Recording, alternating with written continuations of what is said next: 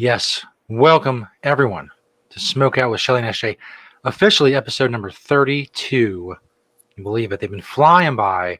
That's what they say when you're having fun.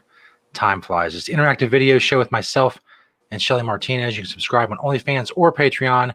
You can become part of the show. You can get on here and chat with us, ask us questions, participate, smoke with us, drink, whatever you want to do, within certain parameters, obviously. No Coldplay in the background or things like that. There's some no-nos you have to follow. In any case, ShellySJSmokeout.com if you want to subscribe. You also get every episode on video. And you don't have to participate. You can chill in the chat room or whatever, just do audio. It doesn't matter. There's many, many options thanks to the amazingness of technology. And here we are. How are things with you, Shelly? Fine. Nothing crazy today. First of all, I didn't bother. I couldn't be bothered to get even ready for today's show. So I'm literally wearing today's work uniform, which is this cute little number that I have here. It's kind of like... I almost wore the same thing. Did you? Yeah. Damn it. I'm glad you didn't.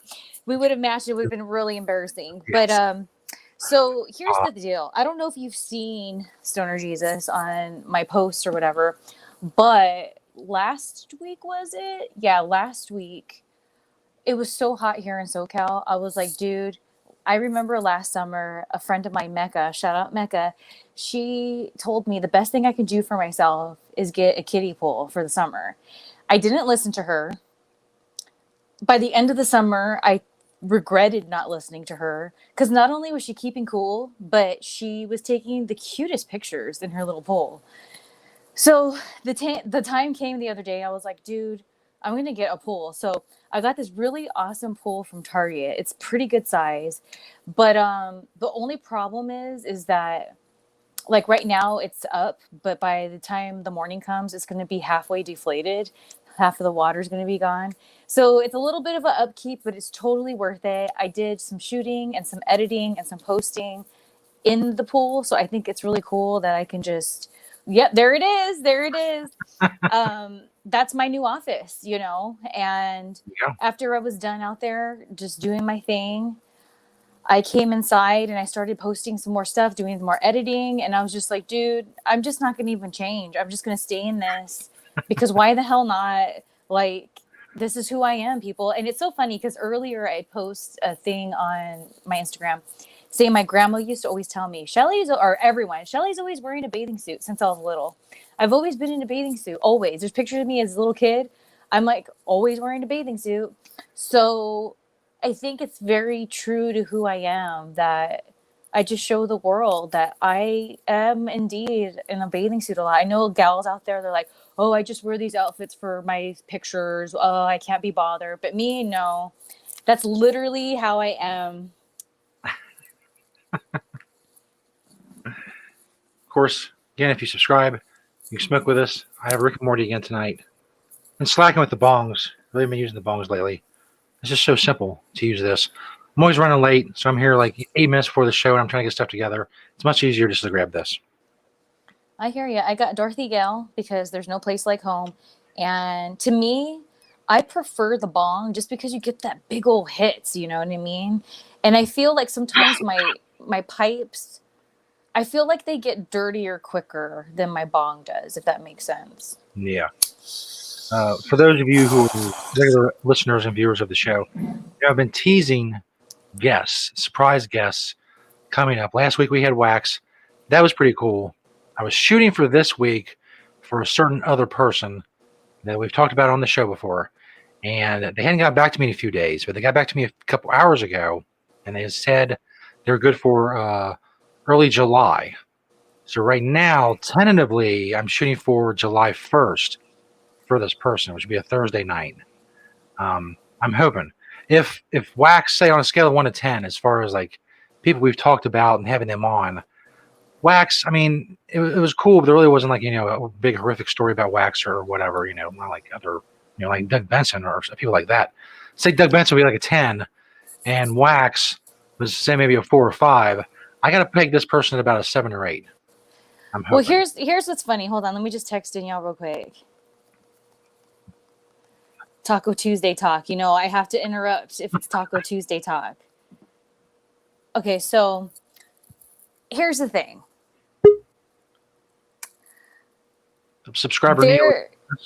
There was a lot that, remember when Wax first came up, I was like, oh, there's a lot I want to say. Remember I said that? And then he was like, oh, yeah? So when he said his reply like that, I was like, you know, do I or don't I? So I received the energy from him. Like, I didn't want to embarrass him. Yeah.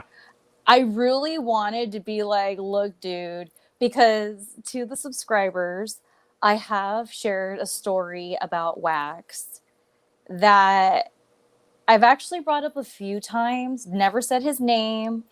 And if I were to call him out on the show, people would know all the details because I said the details in the past. Yeah. And I didn't want to do that to him because I just didn't feel it was right. Like, as soon as I got that, when he was like, oh, yeah, like he was getting ready, there was just my gut was like, don't do it. So I did it. That he seemed to know a lot about the sushi incident without actually admitting to the sushi incident.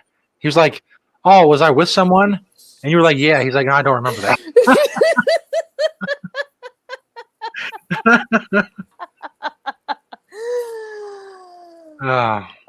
Look.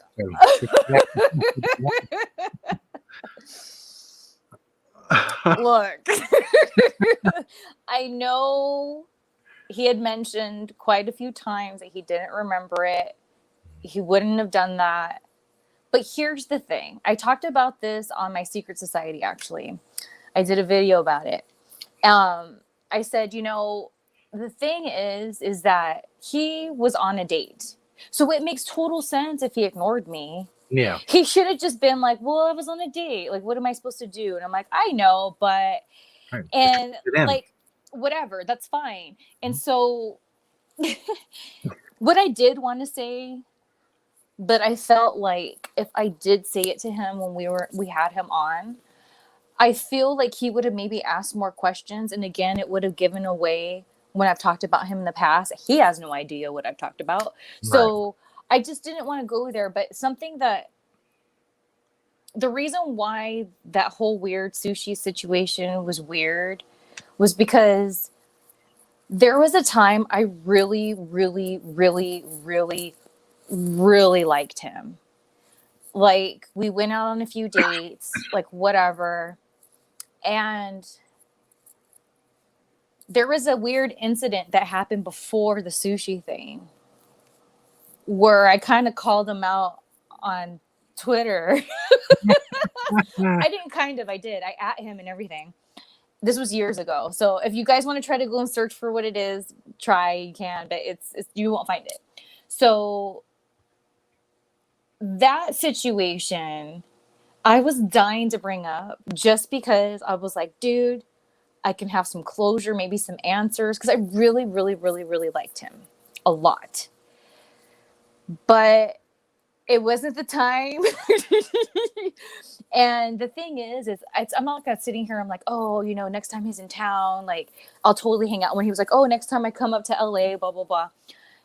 Like I was kind of like, okay, but it's not going to happen. I'm in a very serious relationship for a long time. I would be pissed if freaking Metal Jesus was like, oh, this girl I really, really liked a long time ago. We messed around, we're going to go out to have sushi at Sushi Stop. Like, it wouldn't happen. I'd be like, are you kidding me right now? So I'm the type of person that I don't do unto others that I wouldn't want done unto me. That's just how I live my life, whether it's friendships or work relationships or whatever. So I take that stuff very, very serious. And so I probably will never have that situation where I'll talk to Wax face to face. And I had my moment where I could have done it.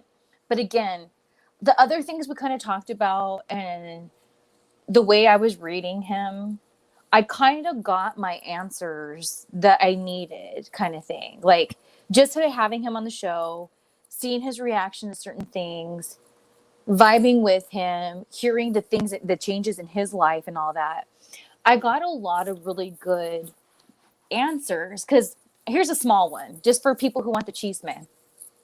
For those who don't know what chisme is, that's Mexican or Spanish slang for gossip. I was very shocked to hear that he was no longer drinking. Mm-hmm. And I think that's probably good for him.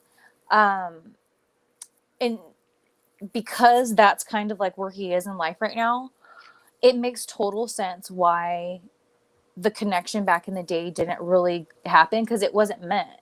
Because I was meant to be with somebody who medicates and drinks the same way I do and has that same outlook and lifestyle on it. And I had a conversation with Wax when we went out once about cannabis and drinking.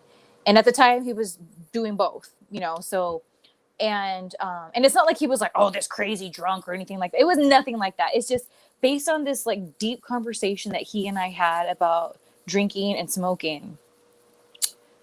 That's when I knew, even though I liked him, even back then, I liked him so, man, we were at this tiki place he took me to. It was just like amazing. Like, it was a great night. But I just remember after that conversation we had in my gut, I knew long term he wasn't going to be the one for me. So I'm really glad I didn't sleep with him, because we did mess around. I didn't sleep with him because if I would have slept with him, again, I'm a stage 5 clinger. I probably just would have been in this weird relationship with him that just would have been bad. And I'd rather just look back fondly on the awesome times that we had together, and we were kicking it and just like two people and whatever. Of course, I wanted to be his girlfriend, especially because I loved how he has that connection with his brother and things like that. Because to be with me romantically, you really have to understand me and Danielle, and that it's like, even when I met Metal Jesus, I was like, I hate to break it to you, but my soulmate's my sister. Like, I know this, like, she's my soulmate. And I think one of the things that really, aside from qualities that I typically like in a guy, I think what was really drawing me to Wax was that he understood that connection with your sibling. Because not only like is it, oh, you're related, but you grew up in the same environment, so you go through the same stuff, especially him and his brother, same age. So it's like, when no one else was there, there his brother was. When no one else was there, there Danielle was. So I kind of feel that I just romanticized this whole thing with him, because I was like, oh, and then not that, because like his brother has a family and things, so it's not like I was trying to hook him and Danielle up or anything like that. It was more like, oh, if we get together, and then herbal tea, and and Danielle, and it just wasn't meant. So I always send him positive vibes, and it was great to see him. It was great to hear what he's been up to. I hope he's still not smoking cigarettes. And positive vibes to Wax, Absolutely. If you do go back and listen to the episode 31, from a technical aspect, the one thing that got on my nerves was seemed like an extra long delay between what me and Shelly were talking about and hearing. And Wax could hear. Sometimes you could hear it like a little bit of feedback. You hear it like a few seconds later. There's an exceptionally long delay for this, but it is what it is. We do it pretty good, nonetheless. I'm hoping next week, even bigger, big time stuff going on. If you don't subscribe, if you don't, I don't know what you're waiting for. We've been here. I know who I hope it is, but I don't think it's them. But you mentioned to me that you didn't hear from them. It probably wasn't going to happen tonight. So I actually invited a guest, and my guest just got here right now. If you don't mind, if he comes on. All right, here we go. You can come in now. I was hoping for Doug Benson. He doesn't talk much. He's a little shy, but he's just here because he wanted to medicate. And I told him we're doing the show, and he was like, "Fine, you can put me on." But he doesn't like Doug Benson either. But he likes you, Stoner Jesus. Why wouldn't he? I was thinking those Simpson characters would love me if they had a chance. In any case, people don't know this is that Otto and I go way back, and when they saw him on The Simpsons with Homer, and he says Otto backwards is still Otto, and he freaks out. That's not the first time. When he and I had some edibles together and we were smoking it up, hotboxing it in the car after the edibles, that's the first time he said it. So I don't appreciate that. When he was on The Simpsons, they try to make it seem like that was the first epiphany he had about it, because it was with me. But whatever. After next week, if we do get the big guest, that'll be awesome. The following week, we have another free episode, the long-awaited and much anticipated screening of Home Alone. Little Christmas in July, if you will. That'll be awesome as well. I can't wait. I can't wait. I know that movie's going to suck, but I can't wait. It's an interesting movie on several levels. It's been a long, long time since I've seen it. At least it's in entirety. I've seen, like parts of it as I've gone through flipped through the channels or whatever. You did mention something you want to talk about tonight. A former wrestler, Stevie Richards. I forgot about that. That's why I write them down. So it comes up. Here's the thing. That's good. But always the reason why I brought it up wasn't because I sit here and I'm like, oh, Stevie Richards, and I think about him. It's just one of those things where I feel like quite a few people I follow, he must follow, or vice versa, because I seem to get this. I mean, I don't know how it works, but I seem to get the same suggestions of like who to follow that I don't. I used to think that when people creep on your profile, it'll like suggest, but I don't think that's the case. I think that used to be. I think it used to be, but I don't know if anyone out there knows the answer to that, or if you know the answer to that, Stoner Jesus. Like, I'm not sure, because I remember people back when like social media started becoming more of a thing. I remember people being like, oh, I don't want to click on their profile because then it'll suggest me and they'll know I looked at their profile. Like, I don't know if that's true. I bought it completely because all of a sudden, out of nowhere, some weird X or whatever would pop up, and I'm like, dude, I believe it. So I don't know what the deal is, but I get suggested the same people. And there's 3 people in particular, Stevie's one of them, that comes up all the time. And it's so interesting because for the record, I do not know Stevie Richards well at all. I've been friendly with him, but I've never been friends with him. I've had conversations with him. We've joked. He's one of the people that I told you that when we would joke about the Barry Capricorn, the Reverend X thing, he was in that whole thing. And we would joke years later, hey, we got to find him. We got to find him. So like, I was cool with him, but I would never say I was friends with him. But what's so interesting is, and this goes back to why I don't follow people I hooked up with. Again, that's why I don't follow Wax. I don't follow him because we've hooked up. And I don't know if I'm a weirdo or whatever, but a lot of times when I followed people when I was single that I've been with, anytime they post something, the first thing I think about is that I have this connection with them. So it's like these steps I'd go through. Okay, I have this connection. Oh, that time, or blah, blah, blah. Even if I wasn't into them anymore, some of them, it's like, ooh, I can't believe I was with that guy, but okay. So like, but I still would think about it. I'd be just like that. So it always would go to the connection that I had with them. Then after that part's process, if I was cool with them, I would go past it, and then I would see it just for what it is, their post. Well, when I got in a relationship and we got really serious, I unfollowed a lot of those people because, again, I wouldn't want that done to me. And Metal Jesus is one of those people, like, he does not have any social media. I mean, he works for Skynet, so like, he's very private. So I'm just like, I wouldn't want that to, like, I just wouldn't do that. And I've had people who I was really cool with, and they would even say like, what's the big deal? And it's like, I get it. I get a lot of people don't think it's a big deal. I'm one of those psychos that does. I'm one of those psychos that would be pissed if Metal Jesus pulled any of that crap on me. So I don't do it. So the same thing goes for people who I've had weird incidences with.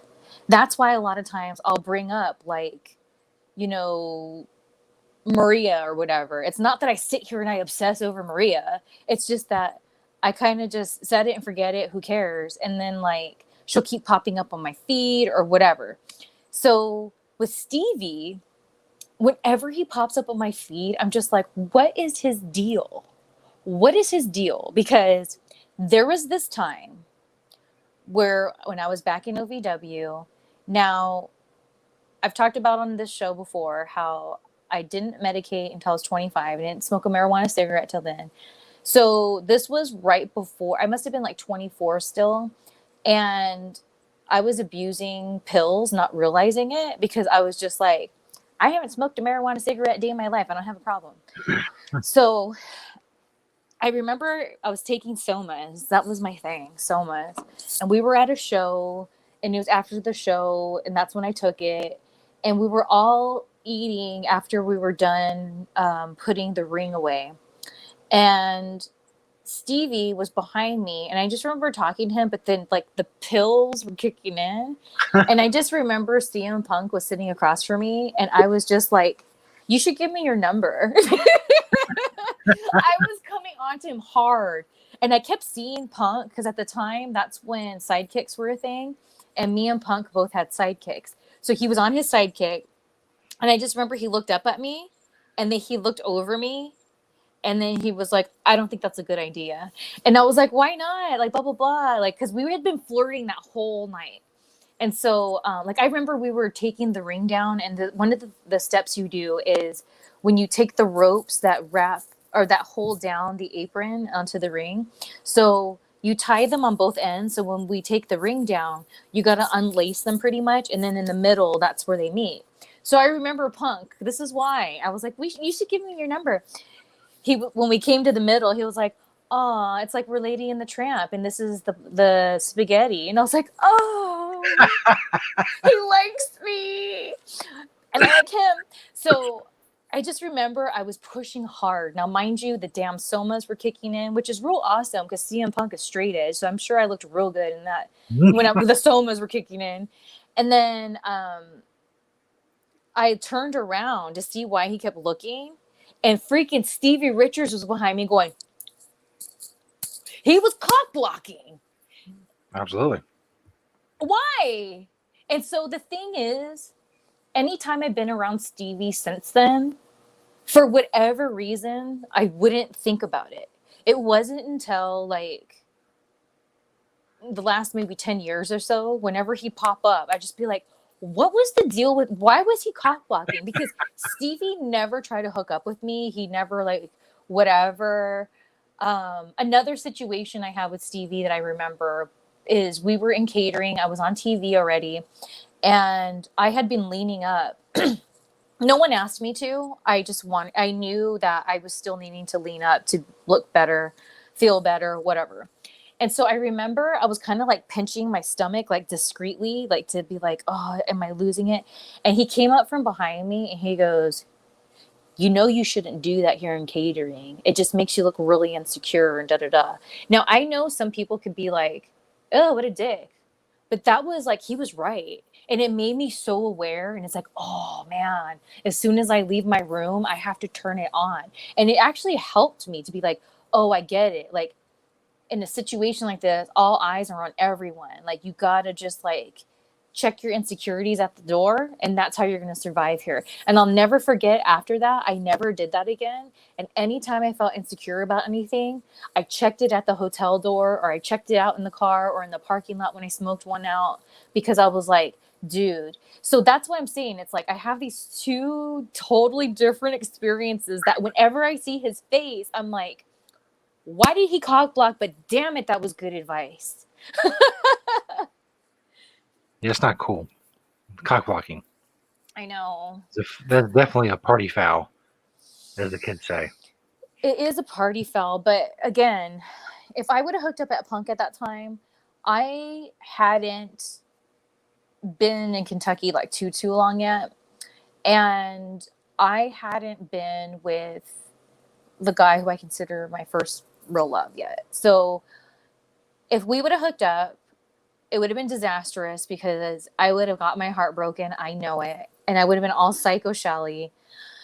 And I would have never had the relationship I had with the other guy who, because later they ended up becoming like super good friends. To this day, they're really tight.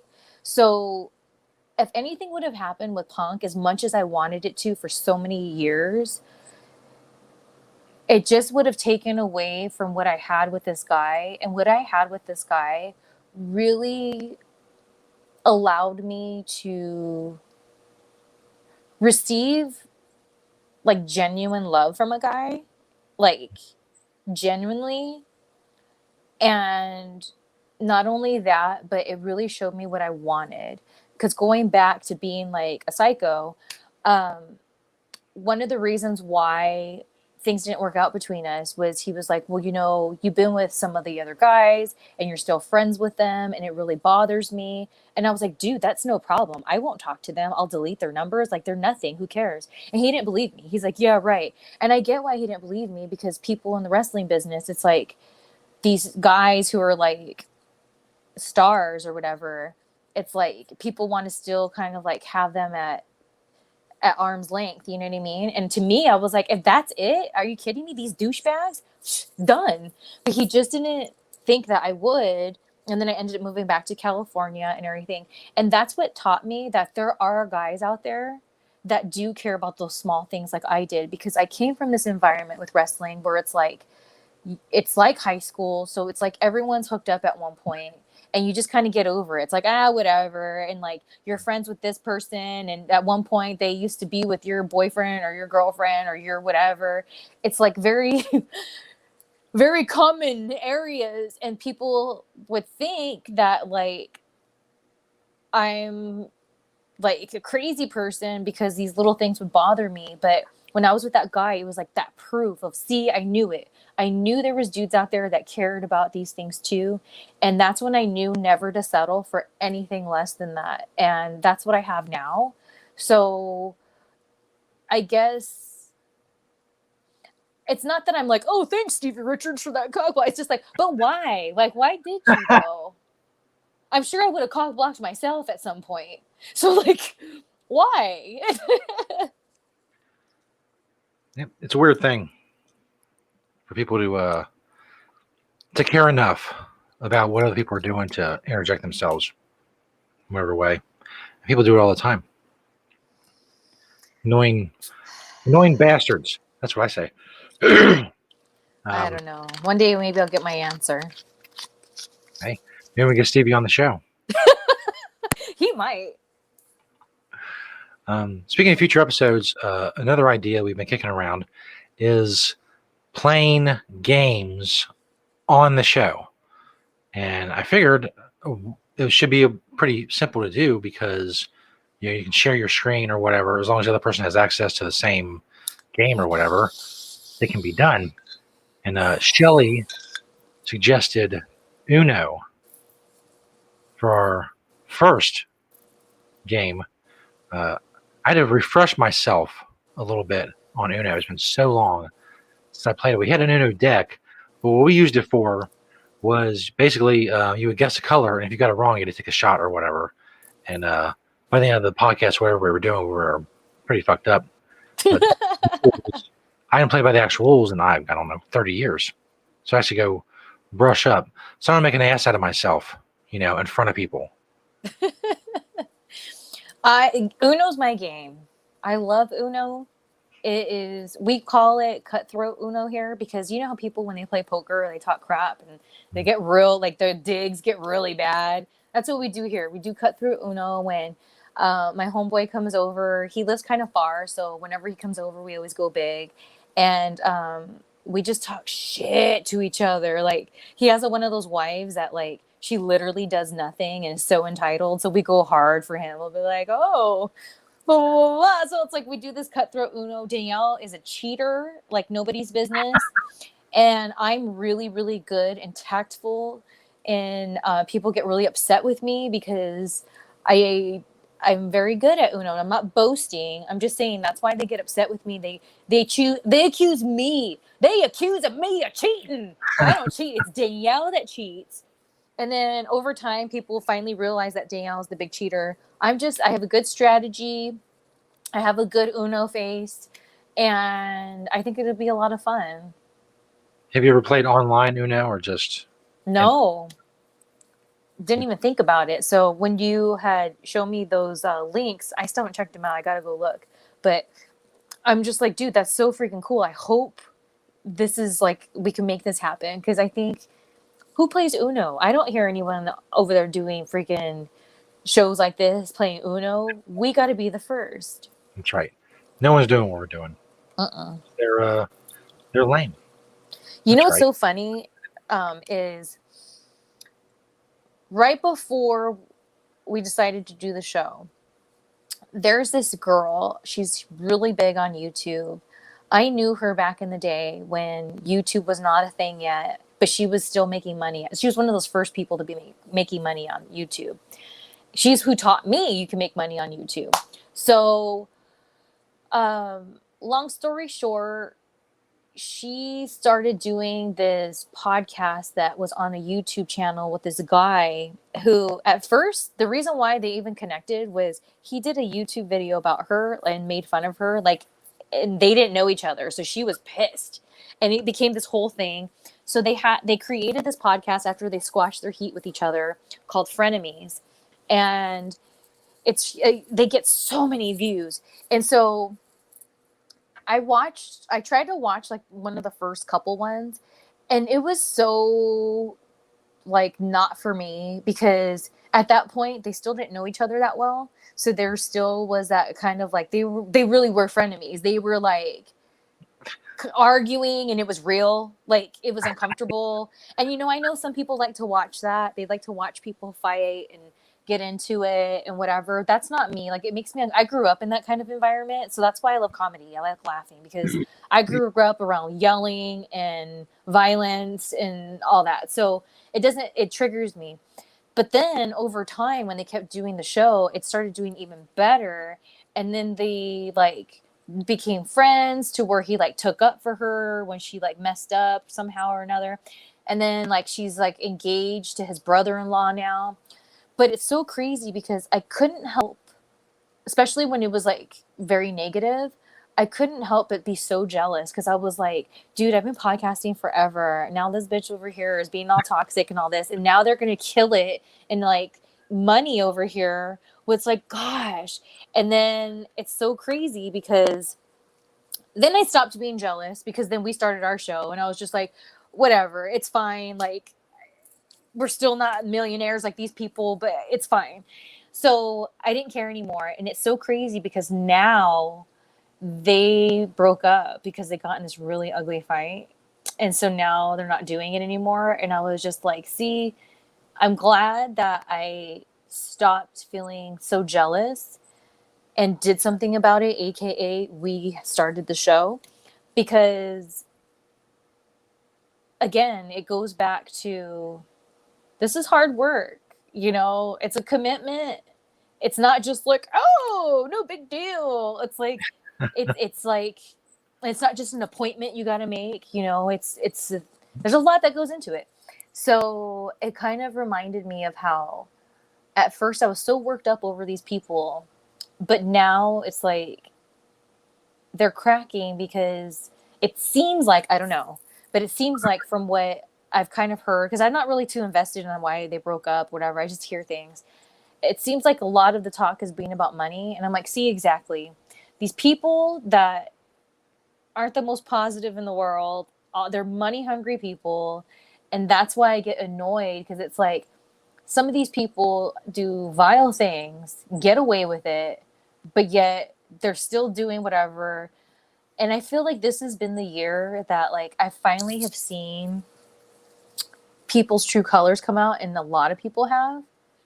But what's interesting about all this is it totally confirms for me that I got to pick and choose my battles, because I used to be one that would be like, oh, this person's like that person's like that, like don't buy into it. And people would listen at first, but then they still buy their stuff. They still tune in. So it's like, what's the point? Because now I've ruffled feathers here, and now in my personal life, I have to deal with these things that are offline because I had the balls to talk about some things. But now it's like everyone's like, oh, enough time's gone by. Yeah, oh, yeah, that happened. Oh, yeah, whatever. So, long story longer, I feel really good knowing that I don't regret talking shit in the past, calling people out.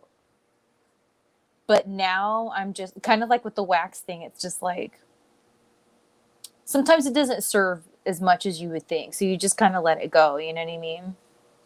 Absolutely. Subscriber Lando has joined us along with Neil. Welcome. Lando wants to know what we've missed so far.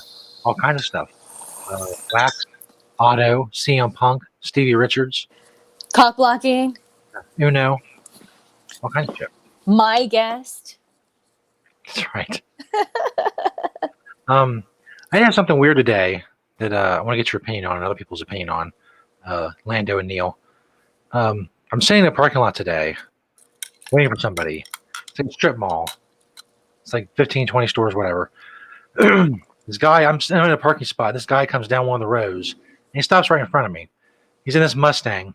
He stops. He puts his top down and he roots around, like gets a pair of sunglasses out, puts his sunglasses on, lights a cigarette, and hangs his cigarette in his left hand outside the door. And then he proceeds to drive up and down each and every row exactly like that. I'm sitting here watching this entire thing unfold in front of me. It's so bizarre. Each and every row, he's riding this Mustang, like a 50, 60-year-old dude, whatever. He's got gray hair, with his cigarette hanging out, with his sunglasses. Obviously, I want to know obviously what he was doing. He was obviously trying to be noticed as a cool dude. And he did I saw him like 8 rows. He went up and down each row. And I've been thinking about it all day, and I don't know what the fuck he was doing, other than trying to look cool, maybe snag some women. Maybe he was like a scout for a sex trafficking organization. I don't know. It was bizarre. That sounds about right. That last one. Or male prostitutes. That sounds like some weird Beverly Hills old man, rich man shit right there. This is definitely not Beverly Hills like the place I was in. I guess my point is I've seen those types. They're weird. I think that's so weird. And you saw it. Yeah, I saw it top right in front of me. And this big production. He's putting the top down. He's finding the sunglasses. He's lighting the cigarette. He's got it. And each time he would go down the row, I would see him from that side. Obviously, like every other row, he was going the opposite direction. But he always had the cigarette hanging out. Like, look at me. Did he have music on? I couldn't hear. I don't know. But I part of me wanted to follow him and see what the fuck he was doing, and just see if I could watch him go farther down the strip mall, or whatever. But eventually, he was out of sight. I don't know if he got what he was looking for. I don't know if That is so creepy. See what happens when you're hanging out in parking lots, Stoner Jesus. They do some crazy shit. I once saw a guy, in this is one of the most bizarre things I've ever seen. A guy in a suit with a suitcase. Everything looked like he was a businessman, other than the fact that he had a suitcase sitting on the ground and he was screaming at his suitcase at the top of his lungs, just screaming down at his suitcase, berating his suitcase in the middle of the day.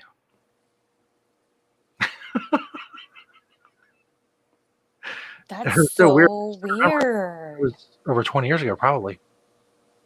Maybe he was doped up on something. I'd imagine. Did he have fancy shoes? Yeah, the whole suit, ensemble. Like he's got out of court, like as a prosecutor or whatever. He lost his case, so he lost it on his case. There you go. But I have to suspect that drugs were somehow involved. Those lawyer types led the cocaine. That's right. I The bet the dude cocaine. today in the parking lot, but he was on some kind of drugs. Just Viagra. You know what it reminds me of, that dude, when you're saying it, I envision. Okay, so I totally don't know what this guy's name is, but like he's famous. And he's a famous, like back maybe the 70s, but I saw him in the 80s, evangelist. And I just remember one time I was watching the Jesus channel, because I love the Jesus channel. Hello, Jesus fetish. And I just remember it was so odd. I can't remember how old I was, but I was like somewhere between like junior high and high school. And it was like almost like a instrumental music video. Like there was no lyrics, but just like this music that was kind of like Bob Seger-esque. And it was this evangelist guy in his convertible old school car, and he's driving and he lights a big old cigar and he's smoking his cigar with his sunglasses. And I'm like, why is this on the Jesus channel? Why am I watching this? And it was like, it was almost, the vibe to me was like, if he was the lead singer and douchebag lead singer in some band and they filmed their video and he said none of the other band members could be in it, only him, that's what it was. But he was supposed to be this evangelist. And I'm sure I got to figure out who he is, because I could see him in my head. So when you're saying this about that man, I'm like Jimmy seeing. Swaggart. What was that? Jimmy Swaggart. I don't know. Jimmy Swaggart. Let's see. He was the one that got caught with his secretary was Jessica Hahn or something. He was disgraced. No, it wasn't him. He was like an old man, like he looked like maybe he like hung out with weird famous people back in like the 70s. It was weird. Who was he? And but I just remember that big old cigar, and like it's like, dude, why is this on here? It's like clearly being like, all your money that you are sending us is going to this man so he can live this like life. And Yeah. I guess that's fine and dandy, like sour candy, if he wasn't an evangelist. If he was just some guy that sold something or whatever. What was his name? Let's see. You know what's odd though is I am friends with Tammy Faye Baker's son, Jay Baker, who is a pastor. And I think that's really cool. Like whenever because I've always felt connected to Tammy Faye. I wish I could have met her. And I don't know. Anytime he talks about her, I'm just like, man, you know what? To Tammy Faye, man. God bless her soul. Because I am afraid of death, as I've talked about many times on here. And I'll never forget, Tammy Faye was like in her last, like it. And I want to say maybe it was Larry King she was on. It was like one of her last interviews, and I was watching it when it was like in real time. She looked so frail, so frail. And she could barely talk. Like when she would talk, it was like this. It was so sad. And she was like, I'm going to go home to be with the Lord. It's okay. Like it was just like, I couldn't believe, like, because I put myself in her shoes, and like it was so inspirational to me in that moment that she was accepting that she's dying. Like it, yeah, this might be my last breath. I'm dying, but it's okay, because when the Lord's ready to call me home, he's gonna. And it was just so powerful that Tammy Faye and the gays love her. You know, she did a lot for the gay community. And I don't know. Tammy Faye, but it wasn't her husband. That's what my whole point was going to be. It wasn't. Was it Jim Baker? Let's Yeah. see. Let me put shady evangelists. I tried doing a Google image search from for a televangelist with sunglasses and a cigar. This gave me like a bunch of Sammy Davis Jr. pictures.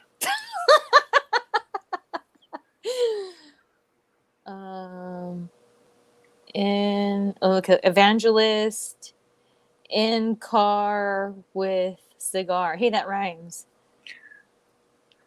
Yeah, a lot of those guys, they get to make a lot of money. In the Jesus racket. I've been trying to get into that for years, but They won't have you. I don't have a cool car or cigar, or I don't even own a pair of sunglasses that I know of. You're not douchey enough. You gotta douche it up, man. Douche it up. Give me a 1-800 number. Run during the bottom of or crawl across the bottom of the show. Let's see here. Maybe it's this guy. Let's see. Images. It might be this guy. Yep. Gene Scott. Pull him up. Gene Scott. Never heard of him. There he is with the cigar.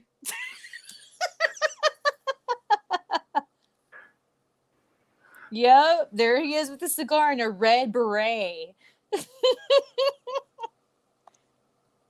Oh, Gene.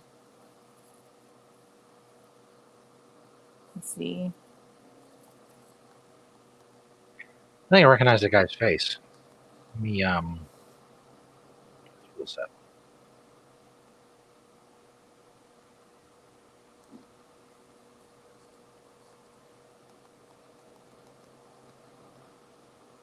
Come on, where's the driving in car video?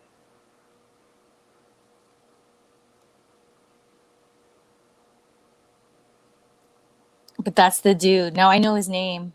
Gene Scott.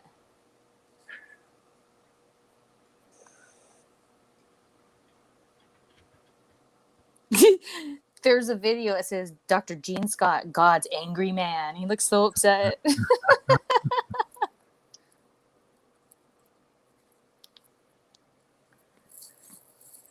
He was real old. Oh, wow. Look at Gene. You people, you want to send him your money?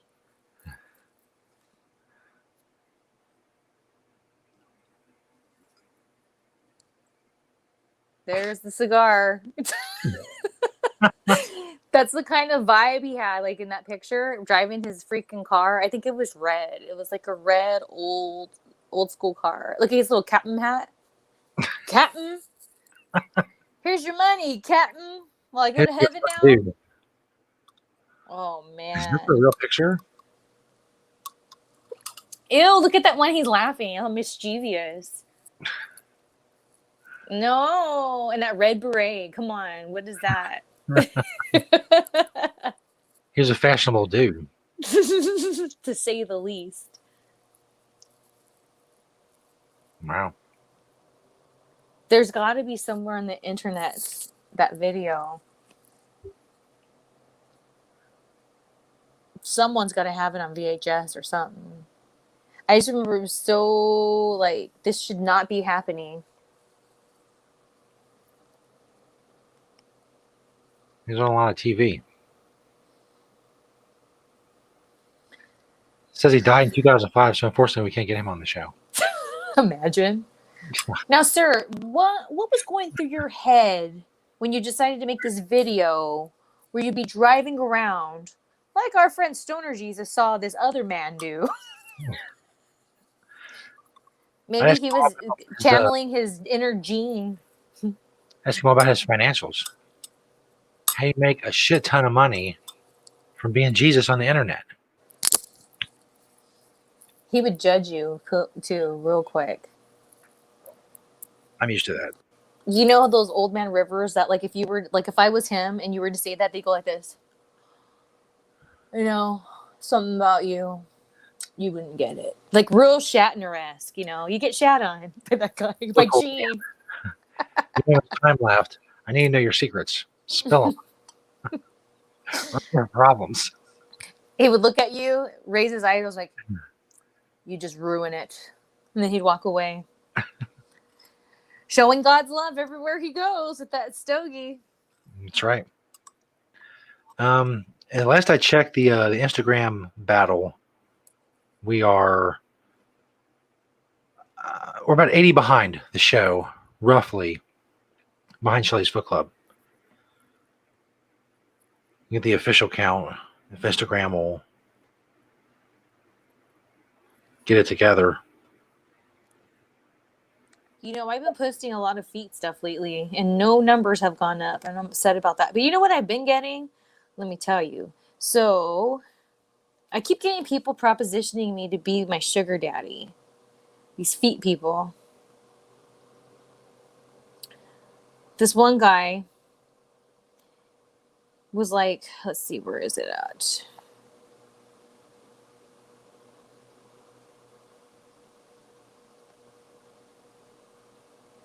Here we go.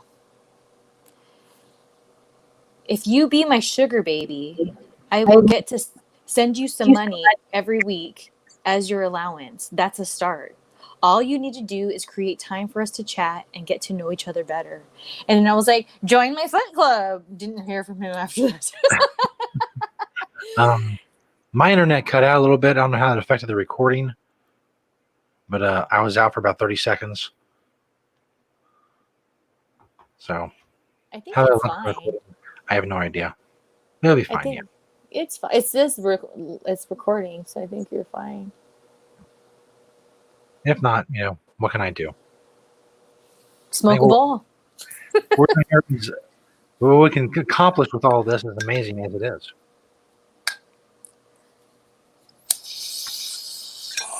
Tomorrow, I will be recording the video version of, I guess you would say officially it's episode 1 because it's the video version of the Wake and Bake, the new format. So I'm pretty excited about that. Hell yeah. So people in the chat room, you'll be able to, starting this week, see the Wake and Bakes. And I'll give you guys a new one every week. Or listen for people who get the audio only. That's right. Neil asked about why aren't you doing Shelly Live on VOC Nation anymore? So here's what happened. So first of all, I want to say this. What I'm about to share with you guys is not dissing VOC Nation in any way, shape, or form. It's all my fault. It's completely all my fault. And I'll tell you why right now. So there was sometime last year. Was it last year? God, no. There was this whole thing where I just kind of felt like they didn't really push my show much. That's when I started joking about there's only 2 people that listen, because it's kind of true. Neil's one of them. And Big Time Bry. He's been here with us before. He's even been on camera with us.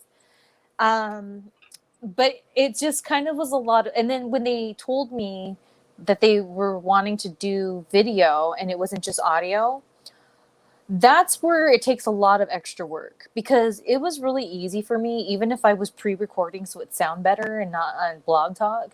It was super easy. I could walk around my house just talking, like whatever. Didn't have to be ready, whatever.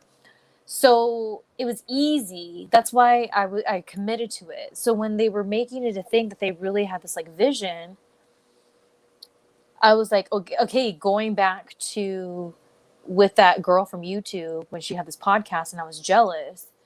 Not like throwing them ugly vibes, but just like, that's what I want. How can I do it? I was like, okay, cool. This is my opportunity. They want me to do video, then I'll do video. Well, it's a lot of work when you have to, producing it and putting it together. And the way that I was giving them their files was through this like drive online. And for whatever reason, man, there's a lot of times it was just taking forever. And then my editing thing would mess up. And it was just like, there's times literally, I've been here and my personal life is disrupted because I'm in such a bad mood because one bad thing after another's happening. So I'm taking it out on everyone else. I'm not meaning to, but like I'm short, like, I got short temper, whatever. And I would be so stressed out. And there was times on some of the shows that I had with Danielle, I'd be like, I just don't even want to do this. Like, I've literally said on Shelly Live, I don't want to do this anymore. Like, it's just like, well, why are you doing it? And I was like, because I made a commitment and like, I don't want to let VOC Nation down. That was my whole thing. One of my last episodes on VOC Nation, I went into this whole thing about how I didn't want to let them down, that I felt like I was being a flake, how certain people in particular I didn't want to let down and all this. And it was like this thing where I was just like, oh, it went from doing a podcast out of passion to now I feel like I have to because I said that I was, and it wasn't fun. Now, once I got into it and me and Danielle would start talking or whatever, I would get out of it. But it would just be, I would drag my feet. And so it's interesting because it was actually Neil. I had said something about I was having issues trying to get VOC Nation turning my paper in, and then I finally did. And then some time had gone by, and Neil had tweeted me saying, like, where's this episode? Because he had signed up to see the videos. So I wrote to VOC Nation, and they were like, where is he logging in? Because we don't have any members. And then they told me that on their end, because what they would do is I would send them the episode and then they would put the overlays like you have here, like, VOC Nation and then the commercials. So they had to do a little bit. And I remember the first time I sent it to them, they're like, oh my gosh, thank you so much. You made our job so easy. So when I started to see them, I was like, oh, I get what they're saying. Like, I produced the big chunk of it, but they have to go in and then kind of reproduce it with their brand. And so then that's when VOC Nation told me that the Patreon end, that's where the videos were going to be, ended up being a flop and a lot of work. So they stopped posting episodes until they got members. And I'm like, oh my God, there's been like 6 or 7 episodes I stressed the F out over. I'm over here freaking out. My life is totally disrupted. And I'm thinking I'm letting them down when they weren't even posting them. I felt so defeated. I was like, oh my God, they haven't posted them. They're like, the last one we post was in April. And I was like, I couldn't believe it. And so the reason why I say I'm not dogging them and it's my fault because I shouldn't have assumed that these were like, I should have asked questions. Hey, when's this episode going to go up for the video part? If I would have asked that back in April, they could have told me that. And then I would have just, but everything happens for a reason. Now I have content to put on my Martinez Girls YouTube channel. Everyone watching, I made it really easy. Just go to martinezgirlsproductions.com. I'll take you right there. Or sorry, Martinez Girls Radio. I'll take you right there. But it's like I have content for that, but I do like I don't know, like everyone has a different answer about the smoking marijuana on YouTube. So what I've been doing is I put 2 episodes up already, the first 2 video episodes I did. And I just censor out when I smoke. And it's so far so good. It's funny, this last one I put like in my editing thing, when there's little stickers, I just put in Chihuahua because I'm mini. And so I put different little Chihuahuas that would come up when I would smoke so you can't see it or whatever. But yeah, so I'm just going to keep posting what I did up until like the last episodes that I filmed. And then that's going to be the end of that like series on Martinez Girls Radio YouTube channel. And moving forward, it'll just be more of like what's kind of on there. There's different things on that YouTube channel from like years ago where it's just like when it's not just me like doing my secret society stuff or whatever, it's like a Martinez Girls production. And that's what's going to go on there. And I'm really excited about it. So that's what happened with VOC Nation. When I told them that I wasn't going to do it, they were really nice about it. They were like, "Oh, we're sad to see you go. Like, are you sure?" And you know, we always consider you a friend. And I thought that was really nice. Like, they didn't have to say that or whatever. But so yeah, it just like, that's why I was just like, you know what? I'd rather just focus on going back to the Wake and Bakes, because Danielle got a new job and now her schedule's completely different. So I was just like, you know what? It'll be good to just end it with that. And then we do our Martinez Girls Radio. So that's why I brought my Martinez Girls Radio back. I was just like, I'm just going to go back to that because that's pretty much what Shelly Live turned into. But we're missing segments we used to do. And I want to bring those segments back. Like, Danielle had this thing called Cafe Danielle where she would talk about different things. It was like her whole segment. And in her segments, she's talked about a lot of really cool stuff. She talks about like mental health, you know, physical health, pet health. You know, we even had a whole episode about the most misused words and like this whole thing. So I'm really excited to have like that back on there. And I think Shelly Live was meant to come back into my life, like with VOC Nation, to remind me of this is what I want to do. And like VOC Nation said themselves, I have too many links. So it's like, if I just trying to keep it to like my stuff and then the Smokeout stuff, I think that's a good, like, there. That's where you can find it. The Smokeout stuff, my stuff, there. And people too would be like I had my friend Ashley Graham on there. She's a model, fetish model. Really good interview with her. I'm gonna repost it on Martinez Girls Radio because that's the one I told you where I went and I got that like fancy mic and all this, and then like it just sounded like we were on the radio or AM radio. So when I was live tweeting the episode when it was on, she was like texting me like, I can't find where to listen, like where. So it was really hard to kind of navigate their site to like find where to listen to. So I feel like condensing everything and making it very straightforward for people, I feel more people will tune in. And it's so funny because when I put the first episode up, I told Danielle, I was like, wow, it's already at like 40 something people listened or watched it. That's more than the 2 people that were listening to it every week. So it's already a success in my eyes of like, good. Like, because we had some really good episodes, you know? Neil, thank you for the shout out in the last Shelly Live. I think that's when I talked about the 2 people, Neil and Big Time Bry, were the only listeners. And it's true because no one knew how to listen to it. And that's the thing. And it's like, Yeah, you but have to make people. That's for what's sure. that? You have to make it easy for people. Yeah. They're not going to click, 4 or 5 different things. They're just going to give up and go watch something else because there's literally everything on the internet. Yeah. Yeah. So I don't know. Whatever. On to just doing it my damn self. That's right. That's what you have to do in the end. And of course, the fame and fortune will come from this show. Absolutely. Are you kidding me? Come on. Yeah. 32 episodes. That's crazy. I know. It really is. And it's so, when did we start? When was the first one we did? Do you remember? It's a good question. Would have been I want to say November. Is that right? Maybe. It seems like, yeah, it was like in the fallish. Yeah.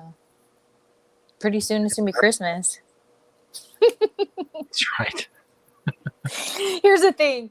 So I haven't said that in so many years. When my grandma was alive, I would say that a lot. And like around this time of year, I'm like, watch, before you know it's gonna be Christmas. Because Christmas used to be my favorite.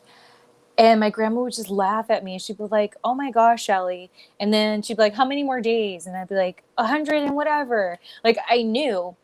And that's why I thought it was really fun when it wasn't until like later in life, even though it's super old, I discovered that claymation of Christmas in July with Rudolph and Frosty, and Rudolph joins a circus, this whole thing. So I was like, see, Christmas in July, just like we're doing Christmas in July. So it's so crazy though, and people would always laugh at me and like, look, and then all of a sudden Christmas would arrive, like, wow, it came fast. I said, what did I say in July? Christmas is around the corner. Before you know it, it's going to be here. That's right. So you all start thinking about what you want to get us. We'll put on the Amazon wish list for the show.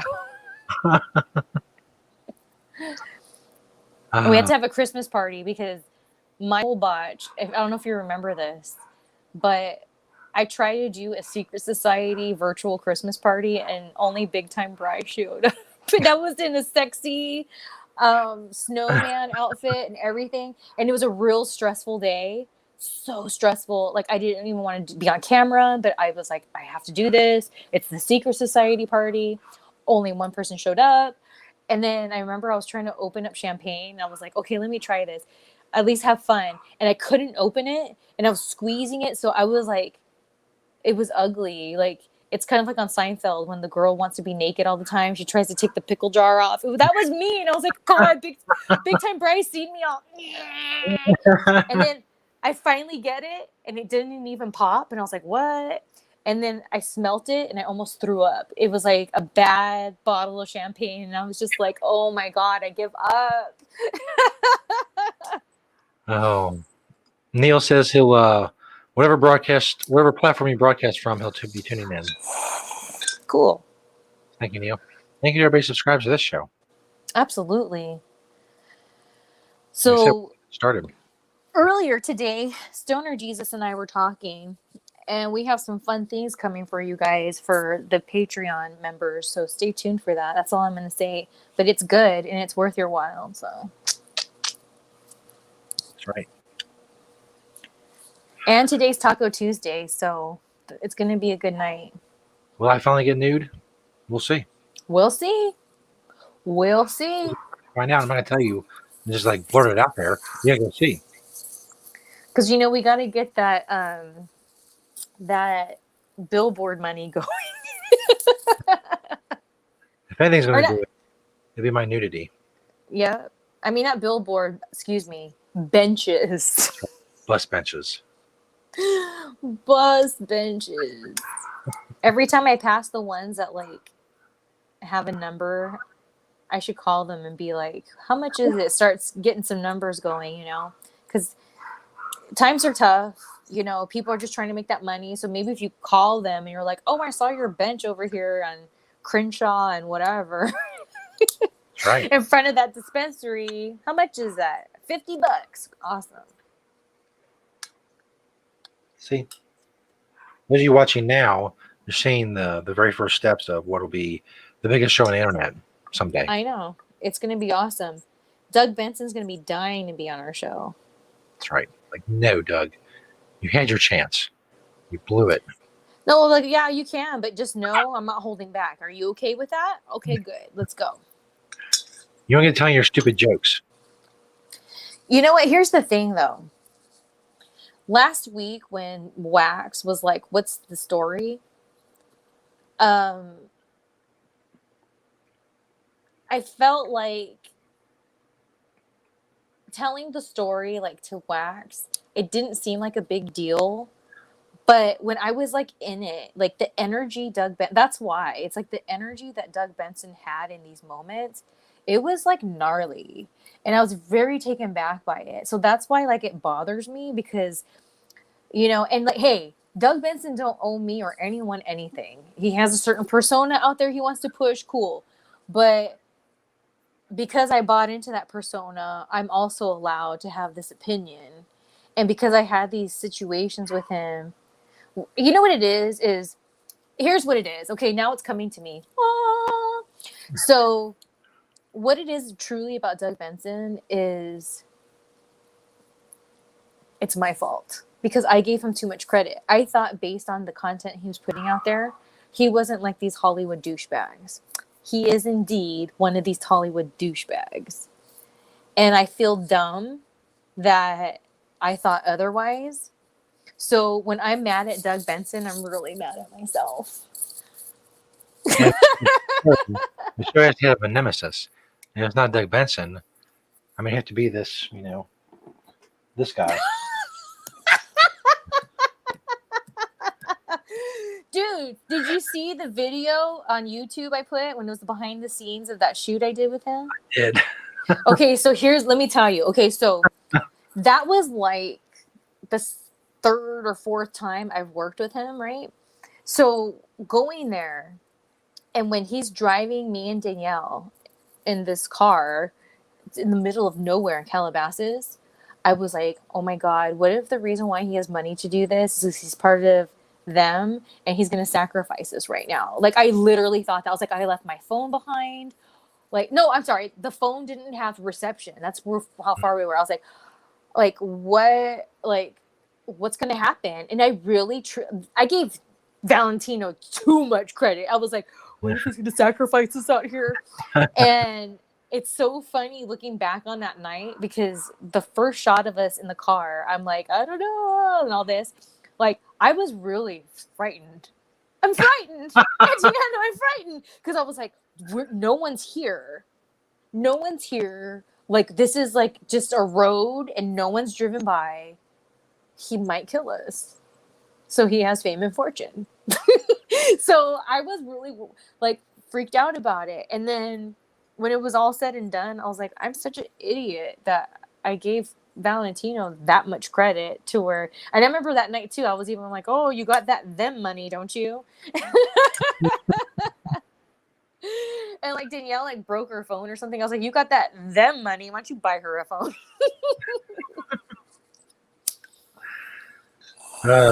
But did you see the pictures on like when I was at the place? Yeah. So now that you've seen it, do you understand why like a couple of months ago I was like, is it weird, people, like when I put that tweet out? Because, and I think that's the first time we even talked about him, because I just never seen it at that magnitude before. And I could sit here and talk about it all day, but unless you see it, you don't really get what I'm talking about. It's a lot. It's a lot. It's like when you go into his house, I feel like it feels like this. And you're like, ah! Yes, he's trying to be on brand. You should understand the lifestyle. You have many of your stuff. But here's the thing. Once I liked him for a while, we would joke like that. I'd be like, it's part of the lifestyle. Like, because I was like, okay, now I get it. And then I was like, dude, you not having food for us, that's not very lifestyle. And so like, it was the thing. And like, I think that's when I kind of like gave him a chance more, because I was like, oh, okay, he just wants this like lifestyle. And being that he's not from California, but being that I'm a California girl and I am an actress, I'm a model, former wrestler, it's like my duty is to create these moments in real life with these people, because that's why people move to California, to not just work as an actor, actress, model, whatever, but to be at those parties, be without the girl that's half naked with the bong, and oh my God, I got so high with it. Like, I'm supposed to do that as a Californian that's an entertainer. So when he was like oh, lifestyle, this and that, that's when I was like, oh, the life, I got this. You want the lifestyle? Let's do it. And that's when I liked him, because I kind of was like, I get it. And I was giving him that. But then, like, I remember, I think I talked about when we first talked about it, he was on Dr. Phil. And I texted him about it because I wanted to know how real it was. It didn't seem real. And being that I knew him a little better at this point, I was like, dude, this is not the real him. So when I asked him, he was real snarky about it. And the reason why I wanted to, it wasn't I was trying to be like, oh, you fake ass. It was, again, I've talked about this in the episode before when we mentioned it.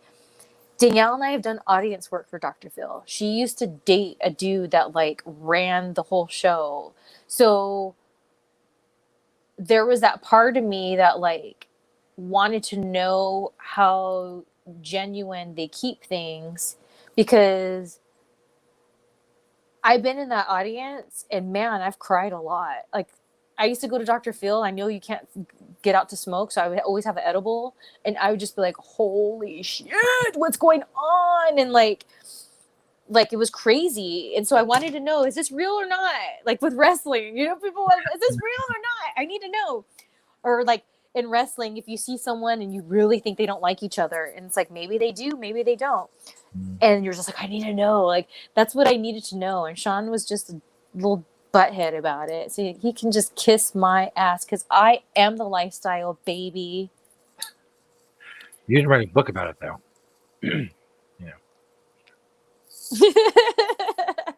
Thank you, Shelly. Another great episode. 32 in the books. Thank you to Neil and to Lando for joining us.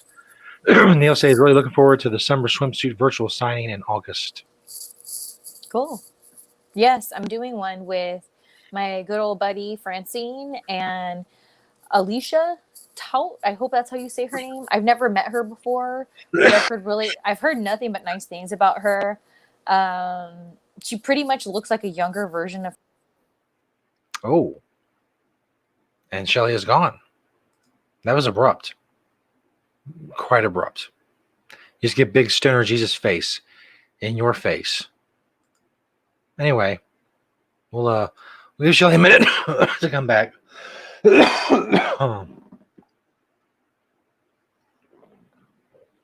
And say goodbye to everybody.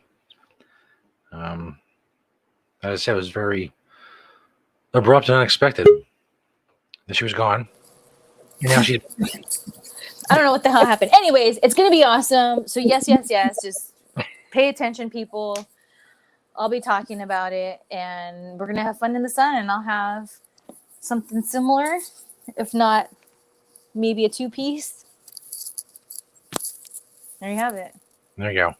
I'll work on my outfits for the next couple weeks as well. Not that anybody. Just saying. It's summer. It's the summer. You need to show some skin. That's right. I'm wearing a winter hat in the middle of summer. Insecure. Don't be shy. Don't be shy. It's okay. Thank you, Shelly. Bye. See you next week.